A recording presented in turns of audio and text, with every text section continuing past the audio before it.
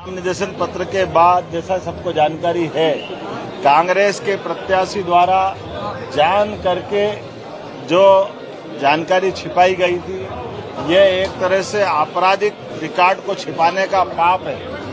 असली में अगर आप पे कोई आपराधिक प्रकरण किसी न्यायालय में हो तो ये शपथ पत्र के साथ लिख के देना चाहिए, ताकि बाद में जब आप प्रत्याशी बनते हो तो उससे जुड़ी हुई सारी चीजों की जानकारी प्रत्येक मतदाता तक हो। लेकिन दुर्भाग्य के साथ कहना पड़ेगा, कांग्रेस के लोगों ने षड्यंत्र पूर्वक अपने प्रत्याशी का नाम निर्देशन पत्र में शपथ पत्र के साथ, जबकि वो प्रकरण उनके संज्ञान में भी था और प्रकरण के उस होने की जानकारी आज जब चुनाव अधिकारी ने बहस में उनके सामने रखी तब भी उनने एक्सेप्ट किया। तो ये इसका मतलब है कि जान करके आपने निर्वाचन अधिकारी को भ्रम में रखा था और इसी आधार पर ये जो फैसला हुआ है, मैं समूची निर्वाचन प्रक्रिया के खास करके स्क्रूटनी की इस प्रक्रिया का स्वागत करता हूं और निर्वाचन अधिकारी ने जो निर्णय दिया वो सर्वविदित है, घोषित है। और ऐसे में अब कांग्रेस को आत्ममंथन करना चाहिए कि अपने प्रत्याशियों के ऐसे आपराधिक अगर रिकॉर्ड है तो वो क्यों करके सामने नहीं लाते। मुझे तो लगता कांग्रेस को हार का डर था कि उनके जहाज में 75 लोगों का जहाज और 18 लोगों को लेकर बेंगलोर गया।